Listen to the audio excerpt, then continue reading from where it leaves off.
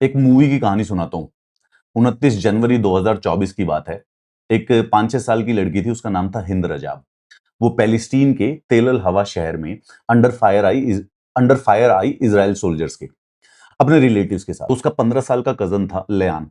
उसने वहाँ पे पैलेस्टीन के रेड क्रेसेंट सोसाइटी, एक इमरजेंसी सर्विसेज़ है, उसको कॉल की कि they are under fire and come and save us. उसके बाद उसी कॉल रिकॉर्डिंग के अंदर कुछ गोलियों की आवाज आई और जो लयान की आवाज थी वो बंद हो गई। लेकिन जो ये छोटी लड़की 5-6 साल की थी, हिंद रजा, ये जिंदा थी और ये इमरजेंसी सर्विसेज के साथ कॉल पे लगी रही। जो एम्बुलेंस वाले पैरामेडिक्स, जो इमरजेंसी सर्विसेज ने उनकी हेल्प के लिए भेजे थे, 2 लोग थे, उनको भी वो इजराइल की गोलाबारी में मार दिया गया। इन सब की जो बॉडी है वो 10 फरवरी 2024 को बाद में 12 दिन के बाद बरामद की गई। इस इंसिडेंट के ऊपर एक मूवी बनाई गई, द वॉइस ऑफ हिंद रजाब, जो कि इस बार ऑस्कर में नॉमिनेटेड थी। वेनिस फिल्म फेस्टिवल में भी इसको अवार्ड मिला।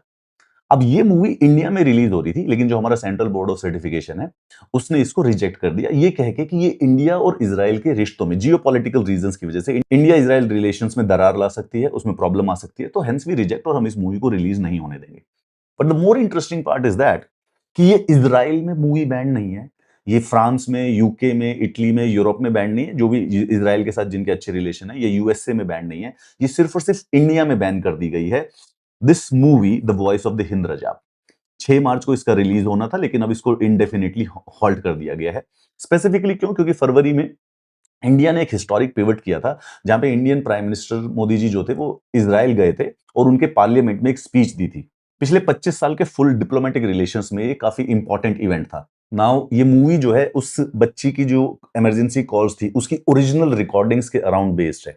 ये मूवी जहां जहां पर रिलीज हो रही है, वेनिस फिल्म फेस्टिवल में 20 मिनट की इसको स्टैंडिंग ओवेशन दी गई थी। Simultaneously USA, UK, Italy, France, जो कि इजराइल के अलाइड नेशंस है, वहां पर भी रिलीज हुई। लेकिन इंडिया में इसको क्या नाम है, अनलिमिटेड टाइम के लिए ब्लॉक। ये इजराइल में भी ब्लॉक्ड नहीं। आर्ट जो है ना, आर्ट वही सिर्फ ह्यूमंस और एनिमल्स को डिफरेंशिएट करती है।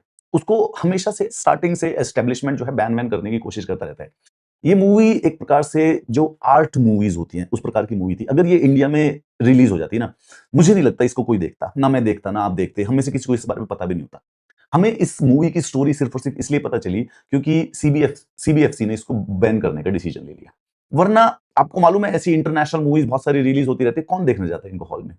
हाउएवर ये जो बैनिंग की प्रैक्टिस है ना, कि आर्ट को बैन कर दिया जाए, ट्रू स्टोरी पे बेस्ड थी, ऐसा कुछ था भी नहीं। और डिप्लोमेटिक रिलेशंस जो हैं, ऑब्वियसली इंडिया और इजराइल के इतने तो है नहीं कि कोई छोटी मोटी मूवीज से खराब हो जाए।